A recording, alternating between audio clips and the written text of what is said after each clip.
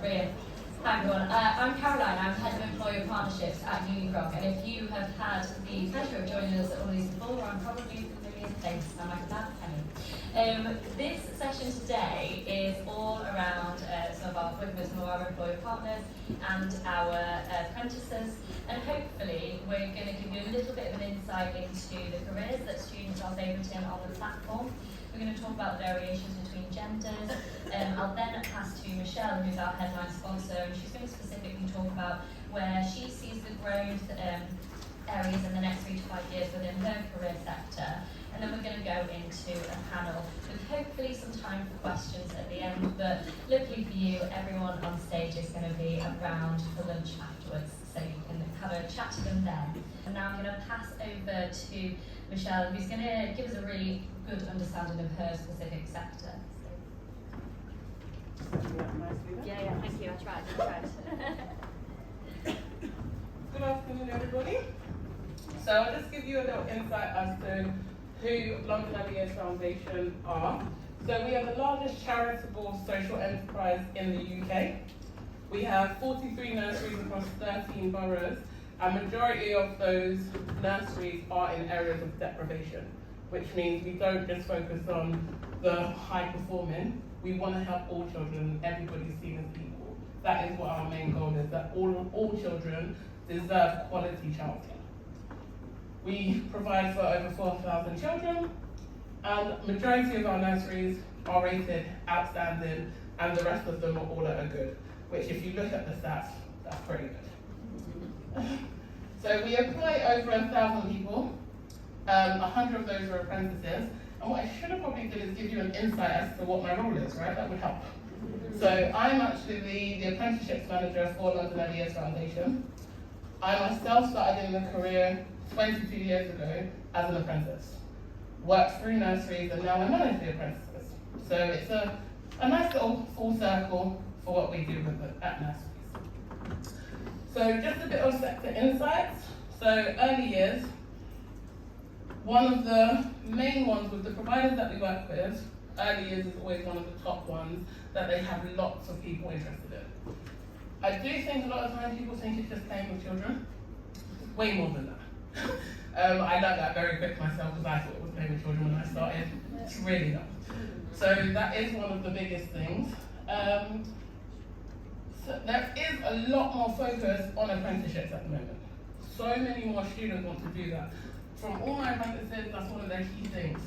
They didn't really necessarily want to go into universities at first because they just wasn't sure what they wanted to do. However, they loved babysitting. They loved going scout. They loved volunteering, so they went into apprenticeships.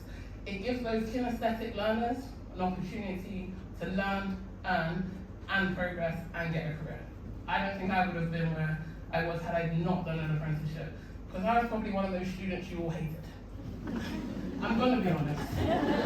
I know what type of student I was. The one thing with early years, it's a lifelong career. People are always going to have babies. You have this qualification, you're always going to have a job no matter which way. And as you saw in that video, you can go into other areas of the career. So you can go into hospitality, you can go into child psychology, you can get a degree. I never thought I'd ever have a degree. I managed to get a degree after doing my apprenticeship. So there are so many opportunities that this opens to you. So one of the key things, and it was mentioned there, you saw one of the males that works in the company. We have seen such an interest increase for men working in childcare. We do push a lot men in childcare, but for us, for example, we just hired 2 new cohorts, and where before we'd get one guy in a group full of women in class. In one of my most recent ones, I've got 5 guys in the cohort. That is rare. So there is an increase. It's not just the female sector. As much as people push out there, it's women's work. It's a lie. We want to see men, we want to see young men, children deserve to have both. Yeah? So South East London is one of our key areas where we have predominantly a lot more of our apprentice interest, but we want it all of them. As I said, we're in 13 boroughs. We want that interest to rise across all of them. One of the things that I would say is a lot of our applicants that are coming in, I don't know if you've seen this when you're in your schools, and they are coming to us with high SEND needs. they are coming with wellbeing needs. I think in the current climate that we're at, society-wise, a lot more learners are struggling to survive in this world with the TikToks, the Snapchats, things like that. So one of the things that we do in our programme at London LEYF Foundation is we do a lot more pastoral care. We do a lot of support. We give them a lot of signposting to help that. Whereas sometimes when they go to university, they maybe don't get that. Anyone from universities here, I'm not bashing you, I'm sorry. Okay, but I'm just saying that we are able to handle that in our programme. And also, a lot of my students do suffer from poor school experiences.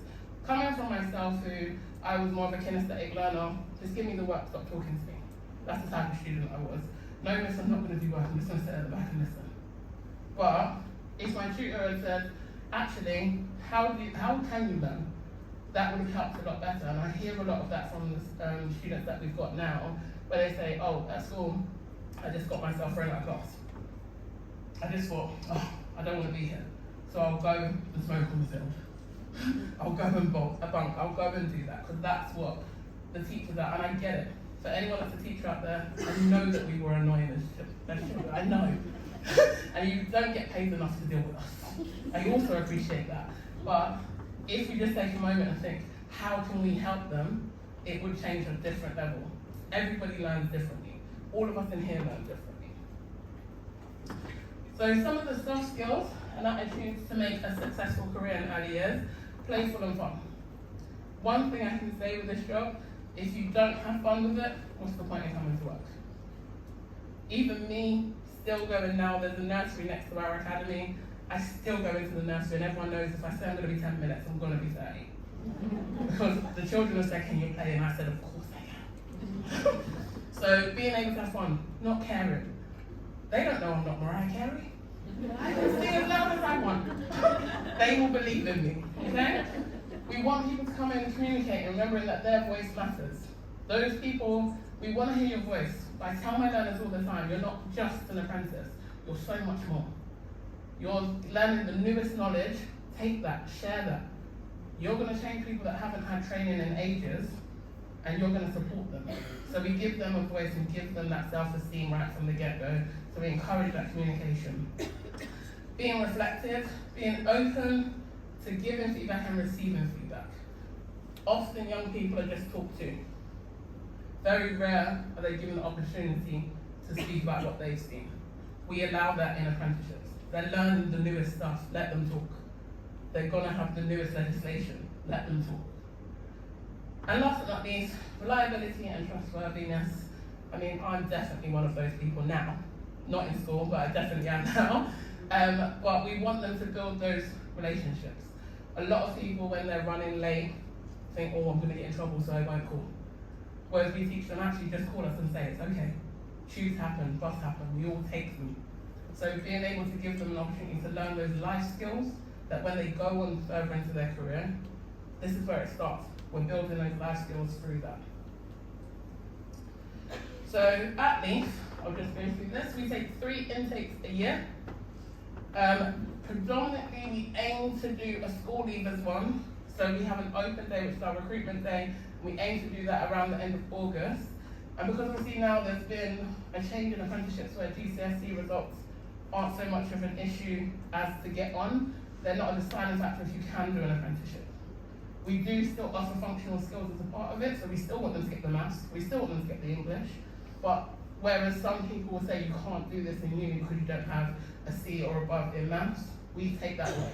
So a lot of apprenticeships are more open to a lot of students that maybe didn't do so great in their GCSEs. We have a dedicated academy which is based in Peckham. With that, we have a laptop lending scheme for those people that come from areas of deprivation and can't afford the laptop. We have a library.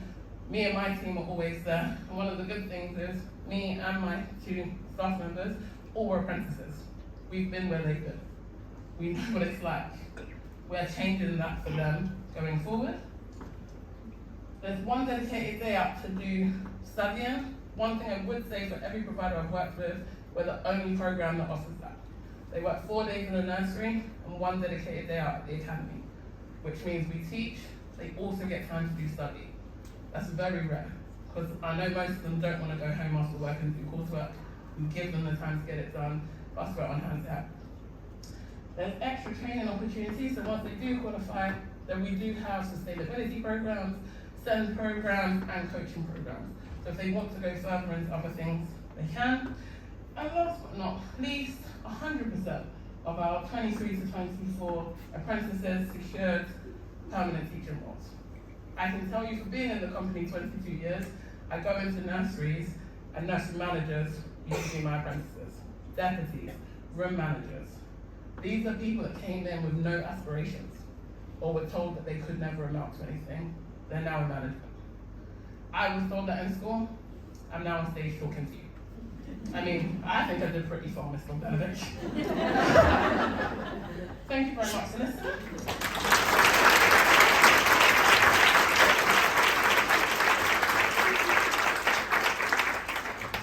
We are going to move into the panel opportunity, and Carlo's going to turn on the mics, which is brilliant. So, quick change. One of the things that we have been talking about is obviously apprenticeships, kind of moving forward, and I'd be really keen to kind of hear for other members on our panel. First of all, please do introduce yourself, where you're from, what you do, and Nathan, I'd love to come to you first, just to hear about what the key benefits have been in your organisation to offering apprenticeships. Okay, so I'll start with an introduction. Hello everyone, my name is Nathan. I am from EY. You may know us as Ernst Young, but we are known as EY. If you don't know what we do, we are one of the big four accounting and advisory companies in the world. So our competitors are Deloitte, KPMG and PwC, who are also here as well. But obviously we're the best. They can't argue with me because they don't have a microphone. So we offer apprenticeships in audit, tax, consulting, and a couple of other things as well. We've got 17 UK offices. And the question was about the benefits of the company, why we basically hire apprentices. We've actually increased our apprenticeship provision over the last 5 years. I've been at EY nearly 4 years. And year on year we've increased to about 250 roles, and there's scope to increase that further over the next 2 years in some of our offices outside of London. The key benefit is that we're getting new talent in right from the off. I was explaining to one of the teachers that the school leaver scheme for accountancy has been around for many years, even before the modern apprenticeship system was founded. So it's a very established system with a very established qualification, and it's been industry recognised as well. So we're basically piggybacking off of that. And ensuring that the talent that we get in get a great start to their career as well. So one of the misconceptions we find is that parents are worried that if they join, if their child joins as an apprentice, they won't be promoted later on, and the grads will pass them later on in life. That's absolutely not true. If you walked into any one of our offices, you would have no idea who is an apprentice or who joined us as a graduate. So it is a flat promotion structure. If you're good enough, you will be promoted. So yeah, it's definitely a key benefit for us. Amazing, thank you. I'm really keen to pick up on that misconceptions piece, and I could be here for. Yeah, I know. I think this. We'll share it around a little bit. But Michelle, what sort of misconceptions about apprenticeships have you encountered around, especially careers in childcare, and how do you think schools and college might be able to dispel those myths? I think a lot of the time, academia was always seen as the go-to. I think even when I was younger, my mum and dad was like, you are going to uni, you are going to college. I was a bit like, but I don't know what I want to do. And I think it allows, there are people that are very good at academics. There are some people that don't learn that way. So I think the misconception is that if you do an apprenticeship, it's an easy way round. But actually, imagine the quality that you're gaining if you are learning, earning, and at the same time you're able to put everything you're learning into practice immediately. Whereas sometimes you can go to unis, you do a whole course, and then you struggle to get a job because you have no work experience. So I think there is the misconception that apprenticeships aren't the best route, but I think there's a place for both. Some people will do great going straight to university. Some people might do better in an apprenticeship route. So I think there's a place for everyone. Yeah, absolutely. And is there any advice that you kind of give to our careers leaders here today about how they might be able to support their students who are in that who knows what's next route? I think if you have those learners that are not sure, give them both options. Don't make it so direct that actually you think they should go to uni. Give them the benefits of both so they can make that rounded decision, because you are going to know those ones that are kinesthetic learners, that are active learners. Those are the right people for apprenticeships. They're not going to do well sitting in a classroom with someone talking at them. Give them a chance. Let them have a career. And then Nathan, I'm really keen to hear your view on this, because you have some quite academic, I would say, roots into the school leaver programs that you offer. So what are the kind of myths that you're seeing, and is there any advice that you would be giving to our audience today about how they can support?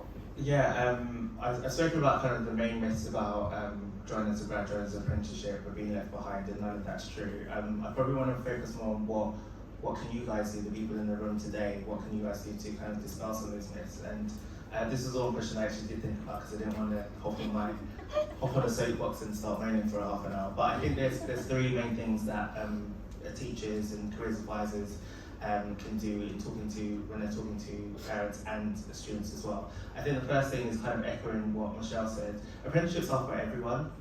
There shouldn't be a university stream or an apprenticeship stream.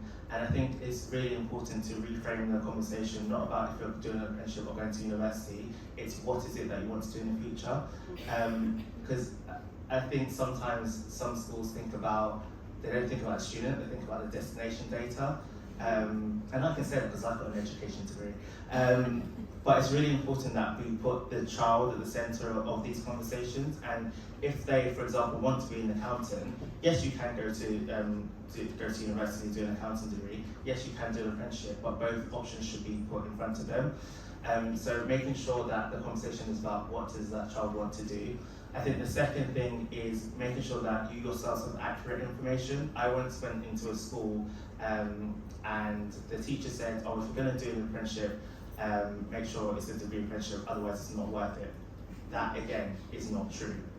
I originally started working in early careers in 2016, and all of those kids back then did level 3 apprenticeships or level 4 apprenticeships, because it was before degree apprenticeships existed. And those kids are now 26, 27 managers. Some of them still work at Bloomberg, some of them are in big organisations, and they didn't do a level 6, they don't have a degree, and they're still functioning. So it's really important that you have it's really important that you have the right information. And I think lastly, and I was talking to one of the teachers earlier about this, we have to smash the degree apprenticeship industrial complex. And what I mean by that is, again, if you don't have a degree, you will not die. And it's as simple as that, basically. So for EY, we've got level 6 degree apprenticeships, but we also have level 7 apprenticeships. So the level 7 is the ACA accounting qualification that all accountants have, or a variant of it. And that is equivalent to a master's level degree. I have so many conversations, because it's not a degree in a traditional sense, the kids don't want to do it. And they keep asking, oh, but can I do accountancy and have a degree? And I keep telling them, well, this is the qualification that you need to be an accountant. You can't be an accountant without it. But because it doesn't have the word degree in it, they don't want to do it as much. So we're kind of in a weird space where we've kind of devalued all apprenticeships, because if they're not a degree apprenticeship. So it's really important that when you're talking about apprenticeships, talk about apprenticeships. You don't need the word degree in there. Just talk about apprenticeships. And if it's a level 4, if it's a level 3, if it's a level 7, all apprenticeships are a really great way for young people to start a career. Amazing, thank you. And Ruby, I'm going to go to you now. I'd love to, first of all, obviously introduce yourselves, but what was your journey to securing an apprenticeship at LEYF, and how did you find out about it? Hi, I am Ruby. I'm one of Michelle's apprentices. My journey was, I left school and uni at the time wasn't an option for me, so I went to work as a nanny for 3 years, and I worked for 2 families, and one of them had a child with SEND, and the mum had a career working with other children with special educational needs and disabilities. And one day she came home and she was like, Ruby, you are really good at this. Why don't, I'm willing to lose you as a nanny if you are going to do something that you love and enjoy, and I think you would do well in childcare, in a more like professional capacity, I guess. So for the next couple months after that, I shopped around a bit online, and LEYF was, I think, the best of all the apprenticeships that I could find, and I went to the open day. I did an interview and I really enjoyed it. I think it's the most fun that I've ever had at a job interview, which sounds crazy, but it was like amazing. And then after that, I did a trial period in the nursery that I am currently at now to see if I was a good fit and if I enjoyed working in a nursery. And then a few days later, I got a call to say that that they also liked me. And then I think it was a month later that I started doing there's a month of like it's a month of induction sessions. And I've been there now for 6 months and I'm really loving it. Amazing, good, great to hear. I'm really intrigued. I know you've only been there for 6 months, but what sort of skills and experience have you gained so far in your apprenticeship that you might not have obtained through maybe a traditional kind of university route? So I haven't been to university, so I spoke to my friends who have been, and they are very jealous at the amount of support that I get. They're all sort of like left to their own devices really outside of lectures and seminars. Meanwhile, every week, like I go in and I chat with Michelle, and if there's anything that I need like support with, I just need to say, and Michelle will be like, okay, we can support you in like X, Y, Z way, like what would suit you best. And then with skills and experiences, I mean, my imagination has been pushed to the limits. In the last 2 weeks, I've been a tree, a bear, a dragon,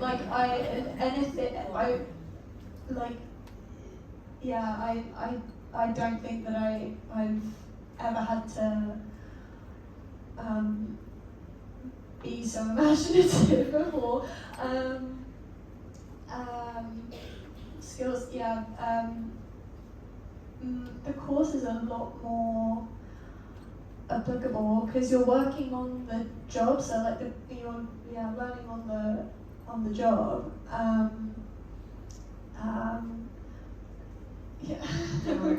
Yeah, that's a great imagination. I don't think I'd be able to be a tree and a bear as quickly as you've been able to. So, no, and just keeping on the topic of skills, I suppose, Michelle, what are the skills that you think might be the most necessary for the workplace in the next 5 years, and how can students develop these skills now? I think the most necessary if you're looking at going into early years is imagination, because you will have to be a tree at some point. I think being open and really just accepting the learning journey, and we do call it a learning journey because we don't expect people to come in and just know right from the get-go how to do things. It's a process. The aim is at the end of it, when you get to the final bus stop, you finish your journey, maybe not bus, we'll go for at least national route. When you get to the end of your journey, you then can decide, do I want to go further? And as I said, there's so many different avenues and there's different stations you can get on when you have that. So being open to take it as far as it can go. Communication is a key one. They have to be able to listen, and not just listen to hear, listen to respond, because that's the first thing people do. They hear the first thing you say and then they're quick to respond. But actually listen to hear. what did someone actually say to you? Have you digested it? Because some of the times when they come to the academy, one of the key things people do is, my manager said this. And I said, okay, let's go back to it. What did they say to you? And they only remember the first part. And I said, did they say this, this, and this? They said, well, yeah. And I said, well, that means this. And then it's a reflection. Actually, I didn't listen to everything. And I think so many young people are fired up. They're ready to argue at any option because they're given so many platforms to argue that they don't listen to hear. So actually, telling them to learn to listen to hear will really set them up in a good thing, not even just for early years apprenticeships, I think for life. That will help a lot of people if they just listen to hear. So that would be a key one for me. Amazing, thank you. And then Nathan, same sort of question. Yeah, completely agree about listening to hear. Because sometimes I'm like, did you? Yeah. Nothing with it. Not even, anyway. I would say in addition to that, learning how to articulate yourself and learning how to present is a really key factor, and I think that covers a multitude of different roles inside and outside of finance, including early careers. A bit of background about me, I actually started off my career as a teaching assistant and worked my way up and sideways and down and all around. But it's really, I think it's a really key skill these days, especially as there are so many platforms that, you know, you can just record yourself and, you know, a million people potentially could see that. It's a really important skill that young people know how to articulate themselves confidently and advocate for themselves as well. And that doesn't mean arguing, it just means knowing how to present yourself and knowing how you come across. So it's small behaviors like taking off your coat when you come into a building, which I'm sure you argue with your kids every single day, but also not walking around and talking to people that you never met with AirPods in, because that looks rude. And there are multiple small behaviours that I could go on and that I'm seeing when we're doing in-person events that need to be altered, because for the majority of the young people, they're not trying to be rude or coming across, deliberately trying to come across aggressive. They just don't understand how they're coming across to someone that they've never met. And we have, well, I certainly have these conversations with them, but it's really important that they understand that for themselves as well. And the other thing I would say is, which might be a really bizarre thing to say, but I would really like it if more young people read books. And at this point, I don't care what they read, as long as it's not toxic, I don't care what they're reading about. That again feeds into knowing how to present, knowing how to articulate yourself, expanding your vocabulary. So if they want the big shiny jobs in London, or wherever you're based, because I know some of you are based further away, but if they want to work in the office and have a big shiny job and drink the coffee, they are going to have to expand their vocabulary. And I mean that in the nicest possible way, of course. But I think these skills are not new skills, but I think they've been lost along the way for some of them, and I'm sure you're seeing that in your classrooms as well, just knowing how to respond to instructions. So those are the key skills I would say as well. See, and none of us said AI, look at that. No, even though it's a big problem right now, but yes. I don't think we've got time for that. It's a whole other thing. Speaking of time, we do only have 5 minutes left, so I'd love to kind of ask the same question to everybody here, your different views, but Ruby, I'm going to start with you, I'm sorry. What advice would you give to careers leaders and teachers supporting students who might not know what career path they want to pursue? Big question, I'm so sorry.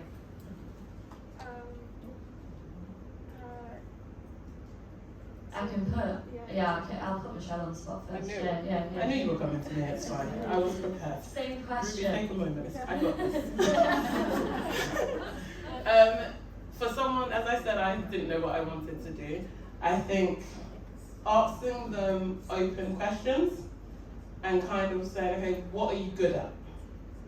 Don't look at what they can't do, because unfortunately self-esteem is low for quite a lot of young people out there. Get them to start thinking what they're good at. The reason I went into early years is because I was asked, what are you actually good at? I said, the only thing I'm good at. I was but I did actually say it was actually, I've noticed when I do family parties, all the children are always around me. And the neighbours' children always want to come and play with me.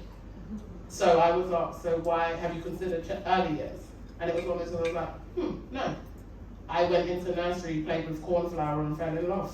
And that's why, so I wasn't quite a tree. I lost myself in cornflour. I realised that is the best thing in the world. Try it. Just add some water, you have a great time. But that's what kick-started it. It was one of those things where it's like, someone just asked me, what are you good at? We don't always think positive, we normally go for the negative. You ready? I think. So I would say that there isn't any harm in not going straight into uni at 18. Like, yeah, go work first. Like, just get a job in a pub. Just think about where you want to be, and then work backwards.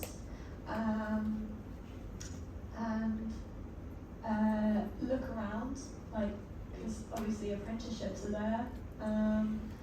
When I was in school, it was very much like, you're going to do your GCSEs, you're going to do your A-levels, and then you're going to uni, and then you're going to be in debt for the rest of your life. Hard relate. Yeah. So just look around, get all the information possible, and then make a decision. Also, Michelle, think about what you enjoy doing, where you think you would be your best possible self. Yeah. Amazing. And then Nathan, same question. Okay, so I actually have a practical exercise everyone can take away from this. So don't say I don't give you anything. So everyone that's got a notepad in front of them, turn to a new page. And then I want you to draw a Venn diagram, so 2 interlinking circles, take up the whole page. Okay, and then on one circle, I want you to write things that I'm good at, so following on from what you guys have said. And the other circle, I want you to label it things that I enjoy. And the idea of this exercise, again, as following on from what Michelle was saying, is to get the students to think about the skills and the things they are good at. So, for example, I was good at maths. I absolutely hated it. I have not done any maths since 2007. None. So I would put that in the circle, things that I'm good at, but it wouldn't go in the circle of things that I enjoy. Anything that a young person likes doing, enjoys doing, and is good at would go in the middle. So for me, that was reading books, that was English, that was meeting new people, that was connecting. So all of those things that are both things that I'm good at and things I enjoy doing go in the middle. And then from there, you start to think about, okay, what jobs involves some of these skills. So it's a really simple way. I did make this up myself. I'm very proud of it. It's a really simple way of getting young people to think about the things that they like doing and that they enjoy doing. And it can be things, it doesn't have to be subjects or really concrete things. It can just be skills. It can be, entrepreneurial. It could be side hustles. It just anything, just everything, get that on the piece of paper and then help them figure it out from there. So hopefully that helps and that's something you can take away.